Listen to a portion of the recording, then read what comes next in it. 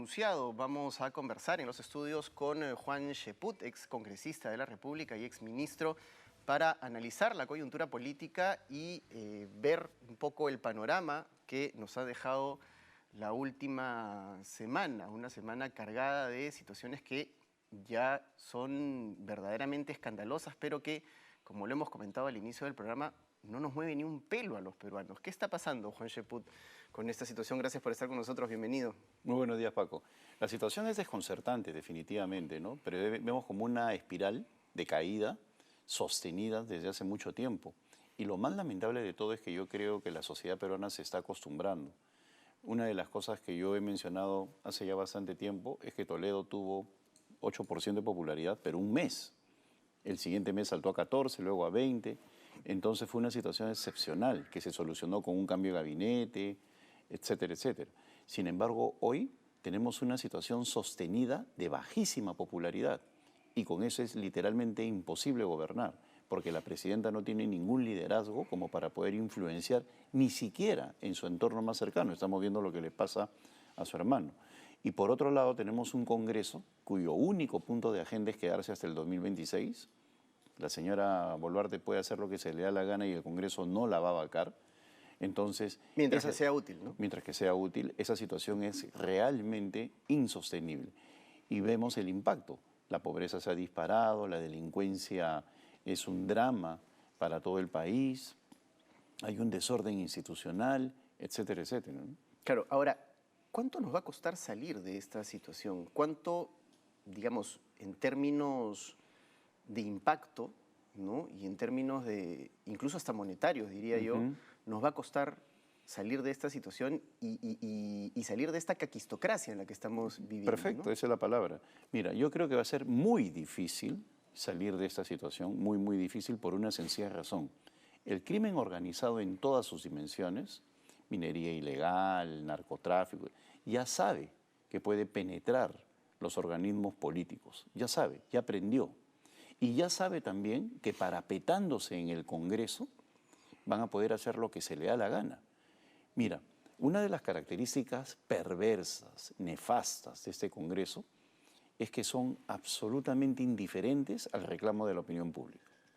Yo he tenido la oportunidad de trabajar con presidentes del Congreso como Carlos Ferrero, que si bajaba de popularidad un par de puntos se desmayaba, o sea, hacía lo posible por reconquistar a la opinión pública. Estos sinvergüenzas, y disculpa el término, pueden tener 5 o 6% y ni siquiera dan declaraciones. Bueno, el presidente del Congreso no habla con la prensa hace 9 meses. Pero sus pares no le dicen nada. Exacto. ¿No? Y mira el otro caso que yo sí creo que es un gravísimo error de la prensa. La presidenta Boluarte tampoco habla y pone un vocero. En otro país los voceros no irían. Perdón, los periodistas no irían a escuchar un vocero, a una persona de cuarto nivel, que los mece y que no va a decir nada sustantivo.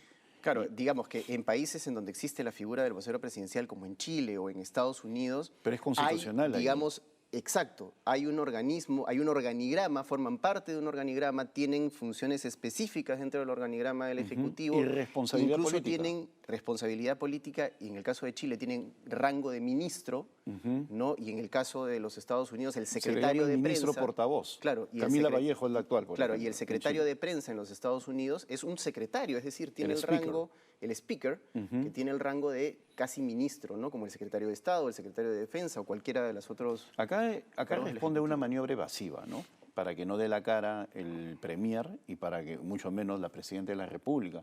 Y además, mira, no tiene responsabilidad política. Si el señor se equivoca y se toman decisiones sobre lo que él ha dicho, ¿de quién es la responsabilidad política? Entonces está mal, la responsabilidad política es única e indivisible y es del señor Adrián Sen, Adrián porque Sen. además la Constitución así lo plantea. El vocero del gobierno autorizado es el presidente del Consejo de Ministros. O sea, es literal el término, ¿no? O sea, luego de la presidenta, el portavoz oficial del gobierno es el presidente del Consejo de Ministros. Y nadie más, no menciona que puedes colocar a otra persona. Entonces, todo eso es parte de esta informalidad política que existe para evadir responsabilidades. Y todo eso obviamente se condice en una situación de cada vez mayor perjuicio para el Perú, ¿no? Ahora, vemos también una desconexión de la clase política generalizada, ¿no? No nos fijemos solo en la presidenta Boluarte o en los congresistas, sino no hay una clase política que esté verdaderamente preocupada por lo que está pasando en el país. Y yo en este momento me pregunto, ¿dónde están los otros candidatos presidenciales que disputaron la presidencia en el 2021? ¿Dónde está Hernando de Soto? ¿Dónde está Johnny Lescano? ¿Dónde están, en fin, los otros candidatos que participaron? No solo fue una contienda entre Pedro Castillo y Keiko Fujimori. ¿Dónde están los otros candidatos esa es otra situación y los anómala. otros representantes de los partidos políticos? Mira, si pensamos en los 6 primeros, los que no, tenemos a Rafael López Aliaga, a César Acuña, el mismo Johnny Lescano, Daniel Urresti y por ahí alguien más, ¿no? Pero no cumplen, la misma Verónica Mendoza, no cumplen con un rol sistemático de conciencia crítica. Y yo creo que el principal error lo ha cometido Rafael López Aliaga y César Acuña al convertirse en funcionarios públicos, ¿no? Uno como alcalde de la Municipalidad de Lima y el otro como gobernador de Trujillo. Que además son aliados del gobierno de una u otra manera, ¿no? Eso era lo que iba a suceder, Paco. Yo lo dije públicamente, que eso los iba a convertir en personajes pedigüeños. O sea, necesitan el presupuesto, no van a poder criticar y eso es lo que está sucediendo. López Aliaga se ha convertido en un escudero de Dina Boluarte y igual César Acuña. Pero es que todos tienen ropa tendida, pues Juan. Pero todos tienen algo, es que, mira, techo de cristal. Esa es la decadencia de la política. ¿Tú te imaginas en las elecciones anteriores a Ollantumala, Alan García, el mismo Toledo Kuczynski convirtiéndose en alcaldes para tener un puestito en lugar de convertirse en figuras de la oposición? El éxito de los primeros años de este siglo en materia de lucha contra la pobreza es porque había una oposición consistente.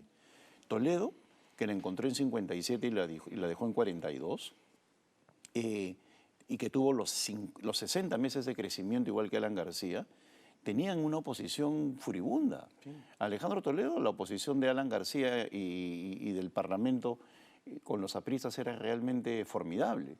Y luego tuvimos a Alan García con una oposición de Ollantumala que inclusive lo quería vacar. Y luego Ollantumala con el fujimorismo y a la vez el aprismo. Entonces, son gobiernos que han tenido que enfrentar oposiciones y eso te obliga a mejorar. Pero hubo un momento en el que esa oposición se convirtió en revanchismo, lamentablemente, ¿no? Y habría que remitirnos al gobierno o al Congreso del 2016 con PPK, cuando con una mayoría aplastante que no se había visto en muchísimos años, 73 parlamentarios, Fuerza Popular simplemente se dedicó a petardear el gobierno de Pedro Pablo Kuczynski. Yo recuerdo que indiqué que ese era un presente griego, porque manejar a 73 parlamentarios es realmente muy complicado y se demostró en la práctica.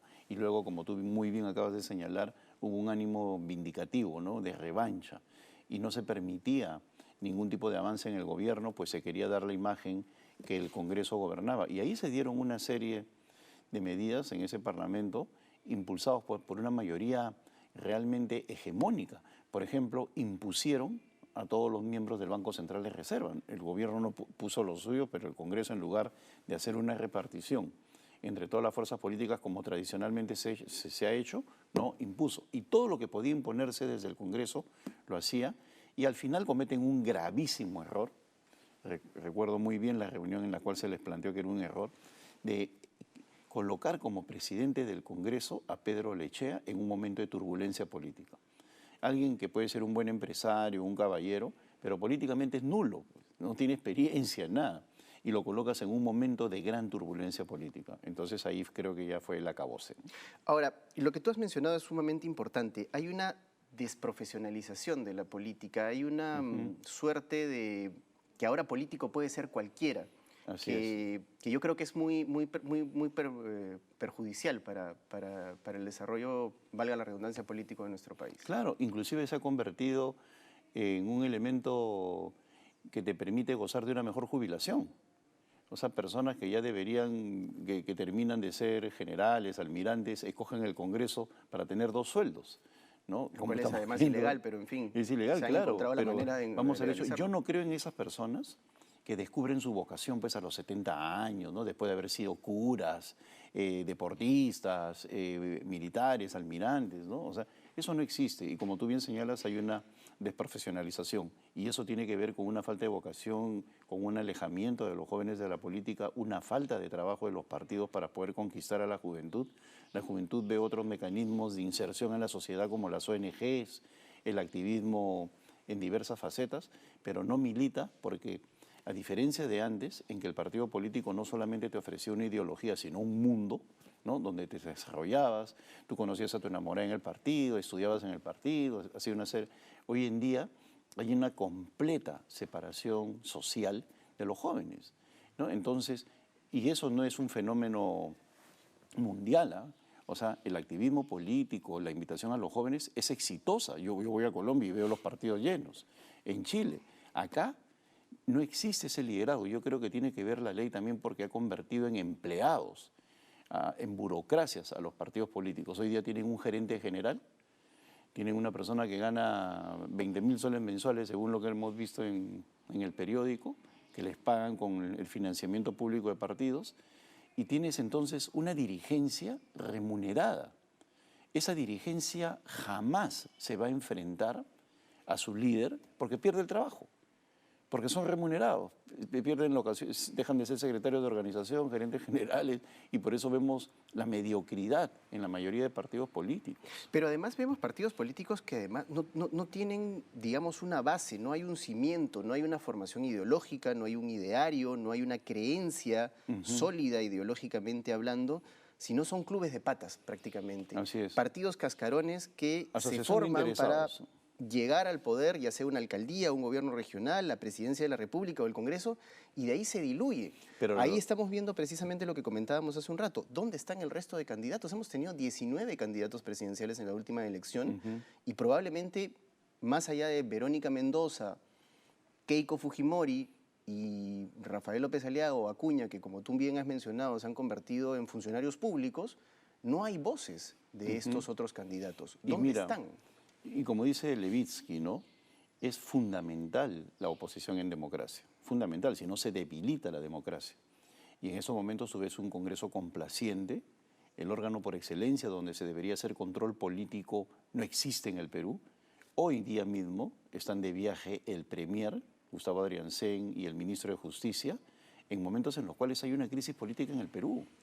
O sea, es realmente increíble cómo no les importa el país. Igualito se van de viaje. Igualito se van a ir de viaje los otros ministros. ¿Por qué pueden hacer eso? Porque no existe Congreso. En el Congreso puede haber un conjunto de personas que pueden tener vocación política, puede haber gente honesta, no lo dudo, pero la inmensa mayoría le es indiferente lo que significa el control político, hacen la finta nada más. Y por eso ese deterioro, porque los ministros saben que no les va a pasar nada. Se pueden ir de viaje en medio de una crisis y no hay ni un parlamentario que diga, oiga, señora Adrianzen, ¿usted qué hace en Estados Unidos? En momentos en los cuales hay un gran problema acá en el Perú y usted designa en el señor Hinojosa la vocería cuando usted tiene que estar acá rindiendo cuentas. Bueno, y tenemos además instituciones como el Tribunal Constitucional que prácticamente agachan la cabeza y obedecen a quienes los pusieron ahí, que es el Congreso de la República, y de alguna manera incluso hasta son capaces de desvirtuar lo propio que tienen que defender, que es la Constitución política. Hay un deterioro institucional, ¿no? En ese sentido, ¿no? Inclusive actitudes que son calculadas. Por ejemplo, la posibilidad que Nelson Chac sea reelegido hace que este... Bueno, hoy día se va a debatir la posibilidad de... Están analizando los requisitos del nuevo Contralor. Del nuevo Contralor. Pero el solo hecho de que existan proyectos de ley para poder ampliar su mandato ya vuelven político dependiente al Contralor. O sea, es una cosa, o sea, cambiar las reglas de juego a último momento, indiscutiblemente desde el punto de vista humano, ¿no? De querer permanecer en el cargo hace que limite su accionar. ¿Y por qué? Porque no hay instituciones. La definición de instituciones es muy simple, ¿no? Las reglas de juego permanentes en el tiempo. La Defensoría del Pueblo es otro elemento clamoroso penoso, de la desinstitucionalización de nuestras... Penoso, no solamente por la actuación personal del defensor, sino por los proyectos que presenta, ¿no? A la medida de lo que quieren los parlamentarios. Yo escuché al señor José Fernández, José Gutiérrez, el defensor del pueblo, justificar el aumento del sueldo de los congresistas. Pero no solo eso, ha presentado un proyecto de ley para que la Junta Nacional de Justicia sea a ese me refería, señor llenada por quienes no pasaron el examen, por el amor de Dios. O sea, ¿a quiénes la vamos consagración a meter? de la mediocridad. Caquistocracia, nuevamente. Así es, caquistocracia. La consagración de la mediocridad. O sea, tú tienes a personas que no merecen el puesto y sin embargo pueden rellenar. Ahí sí son relleno, literalmente. Pero por otro lado, verlo justificar y utilizando términos económicos, ¿no? Diciendo necesitan, porque hace muchos años que no lo es. O sea, términos administrativos en un servicio público que debe tener el deseo de trascendencia como principal motivador y no el tema crematístico, ¿no? O sea, monetario. Y ese es el problema de fondo, que estos parlamentarios ven el Congreso como un trabajito más, ¿no? O sea, están preocupados de su doble sueldo, de conseguir mayores recursos económicos, de tener un buen seguro, y no están pensando en trascender, no están pensando en la imagen que van a tener de ellos las próximas generaciones o la historia. Les importa un comino.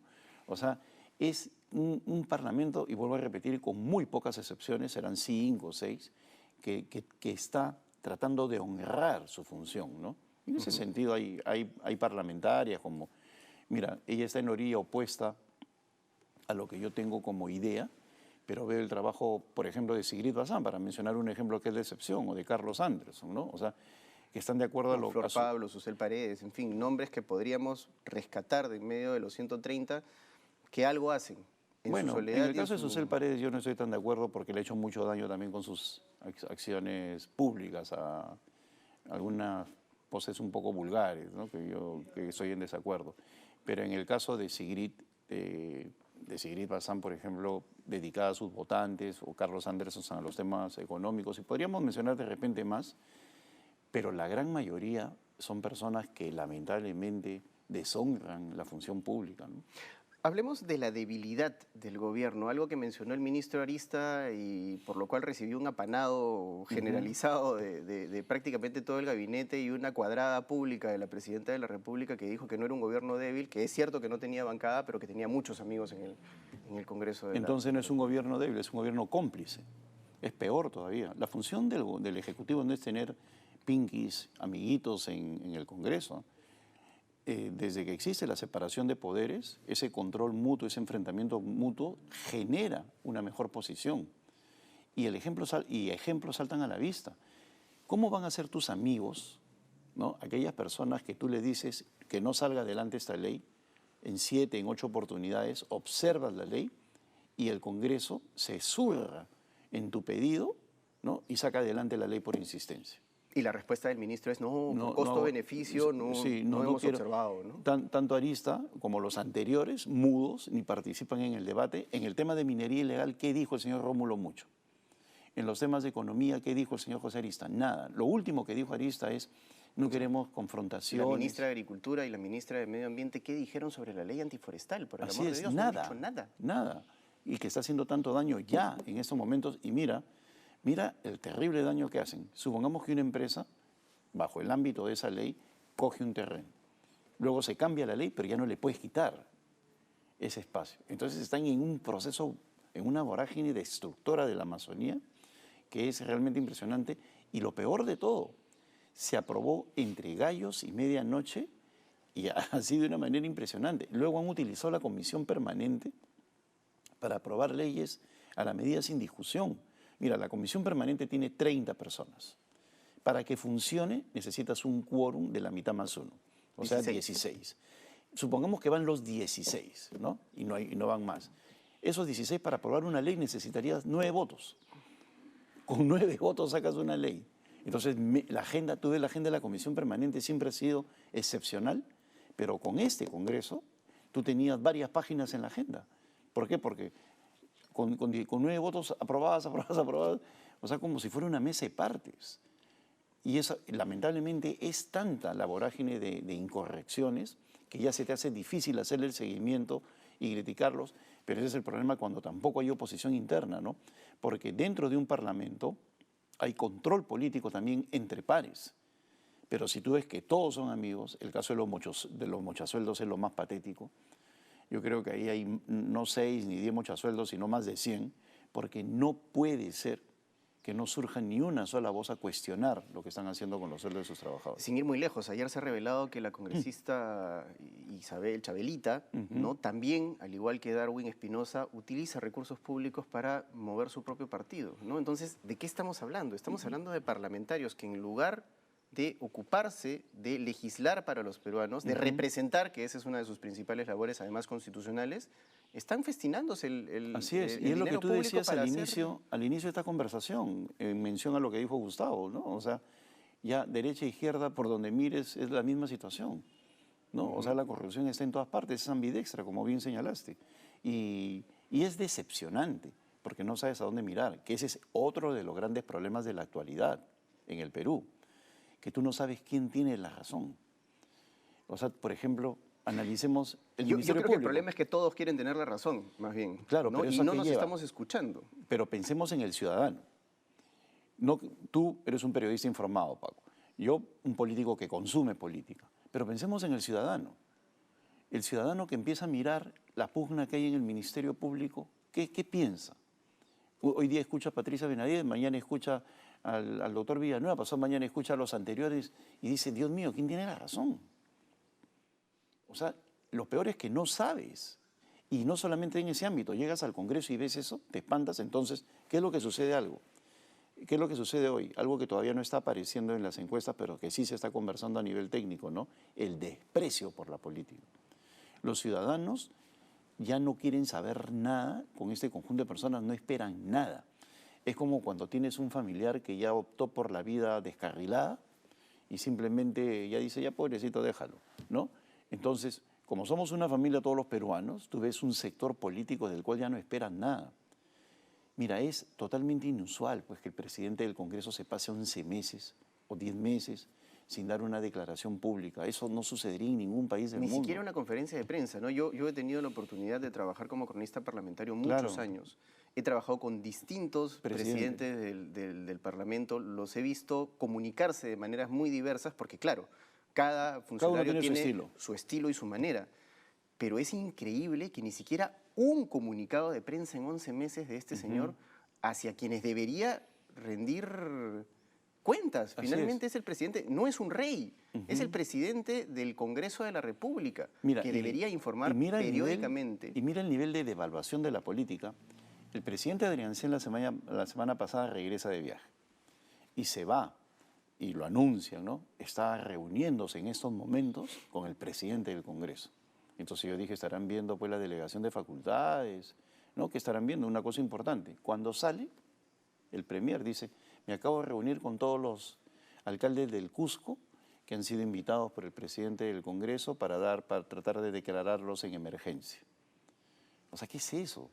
O sea, en lugar de que los alcaldes vayan a visitar la presidencia del Consejo de Ministros y sean atendidos por el premier va a hablar con el presidente del Congreso para ponerse a la orden de un grupo de alcaldes. Algunos dirán, pero tiene que ayudarlos, por supuesto, pero para eso hay mecanismos. Pero que vaya donde una persona cuestionada como Alejandro Soto, por una serie de cuestionamientos en gestión, acusado también de intermediar por obras y cosas por el estilo, y vaya el premier y ni una palabra de la delegación de facultades, ni una palabra de la crisis política. Entonces, ahí el problema va a otro lugar, que tú tienes a un conjunto de parlamentarios que están contentos con ese presidente. Porque mira, si estuviéramos en otro parlamento, Alejandro Soto no dura pues ni un día. O sea, ya los parlamentarios hubieran... O sea, ha habido crisis en este año, muchas crisis, y el que tenía que salir a responder tendría que haber sido el presidente del Congreso, y no lo han hecho. Y lo mismo sucedía con Williams, por si acaso. Con Williams sucedía lo mismo por cuando mandaba a Chevasco, a un grupo, al oficial mayor a responder por las licitaciones a dedo, por el tema de los menús, ¿no? Entonces, hay un deterioro de la función pública en el sentido de que tercerizas la respuesta política. Yo nunca he visto un presidente del Congreso que le encargue a un funcionario administrativo una respuesta política. O sea, no dan la cara. Y por si acaso, el señor Williams fue el presidente del Congreso que no reclamó a la presidenta Boluarte cuando se desapareció, ahora dicen que ya son 14 días. Él fue, entonces él es responsable constitucional también de ese hecho, que está pendiente de investigar, y el gobierno comete el error de decir que hay que ponerlo debajo de la alfombra, eso ahí se va a quedar, no. Es que precisamente hay tal nivel de desconexión, Juan, que las autoridades sienten que no tienen que rendirle cuentas a los ciudadanos. Sienten que, de alguna manera, con instalar la narrativa de que esto es un tema personal, esto es un tema menor, no tienen que darle cuentas al presidente de la República, cuando el presidente de la República tiene que responderle a los ciudadanos. Pero Paco, ¿por qué sucede eso? Por una sencilla razón. El instrumento por excelencia en las democracias que tiene que exigirle al Poder Ejecutivo la rendición de cuentas es el Congreso. Pero tú tienes, mira el siguiente ejemplo. Salen los ministros y dicen, este es un tema personal. Y sale Eduardo Salguana, vocero de una bancada importante como la de APP, y dice, ya basta de hablar esas cositas, pues, o sea, el que se supone que debería decirle a los ministros, eso no es un tema personal, señores. La Constitución, en el artículo 115, dice, por impedimento. Y es clarísimo, además. Clarísimo, y separa los viajes de lo que es el impedimento de la función pública. El primer párrafo dice, por impedimento de la presidenta temporal, el vicepresidente, el segundo vicepresidente y el presidente del Congreso. Si es viaje, ¿no? O sea, solamente los vicepresidentes, no recae en el presidente del Congreso cuando es viaje. Y si el impedimento es definitivo, convocatoria de elecciones, ¿no? Entonces, acá lo que estamos viendo es que los parlamentarios dicen, no, esto es una cuestión personal. Mira, claro, Elvira Ospina puso un tuit muy bien documentado, en el cual señalaba que por 1 hora y 25 minutos el presidente Biden, que estuvo en una colonoscopía, Kamala Harris asumió la presidencia. Y yo brindé otra información, por ejemplo, del presidente Petro, que por una lesión en la rodilla, porque 2 días lo iban a inyectar también y hacerle una serie de operaciones, a la rodilla, y que lo iban a tener GROI, también informa al país y cede los poderes, ¿no? Momentáneamente. El presidente Santos, fui testigo porque en ese momento yo estaba enseñando allá, se opera de la próstata igualmente. Señores, me voy a operar durante 3 días la presidenta. No, países ordenados. En Chile, el presidente Lagos, cuando se hizo una intervención, o sea, hay un montón de ejemplos, un montón. Andrés Manuel López Obrador, y acá se zurran en el país. La señora se puede desaparecer 12 días y nadie se cae de espaldas. Y mira lo triste de todo. Ni un parlamentario, ni uno, ha dicho esta boca mía, va a presentar una acusación constitucional. O sea, estás permitiendo que se destroce. De hecho, Ruth Luque, para hacerle un poco de justicia a la situación, Ruth Luque sí presentó un pedido de información con respecto a ese tema. Yo hablo, por eso dije dicho sea de paso, constitucional. Adrián Sen dijo, no le vamos a dar la información porque no corresponde, ¿no? O sea, con una altanería total cuando es una información necesaria, ¿no? Por supuesto, y además ella debería convocarla. No quiere la información, que venga acá y traerlo porque tiene el poder para traerlo. La congresista Ruth Luque, ¿no? Pero esa altanería, pues, demuestra pues, el nivel que tenemos de los congresistas y lamentablemente el nivel también de ministros que tenemos, ¿no? Que mira lo triste de todo. Ellos creen que el poder es eterno. Ellos creen que toda la vida va a ser así. Yo esto lo he visto antes. Lo he visto con los ministros de Alberto Fujimori en la década de los 90, ¿no? Con diversos funcionarios, hay muchos ministros de Humala, con el mismo Salvador del Solar, ¿no? Cuando la prepotencia, hoy día están sometidos a investigaciones.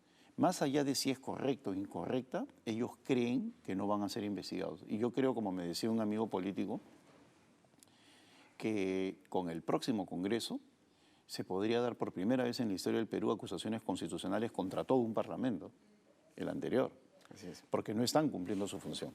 Muchas gracias, Juan. En verdad, Gracias, como siempre, la conversación saludable, el intercambio de ideas y de opiniones siempre enriquece de alguna manera la situación y buscar salidas también para esta crisis que estamos viviendo y hagamos votos para que nos demos cuenta y reaccionemos. Yo creo que es lo más importante en este momento. Gracias, Paco. El placer ha sido mío. Muchas gracias, Juan. Ha sido Juan Cheput, exministro de Trabajo y también excongresista de la República.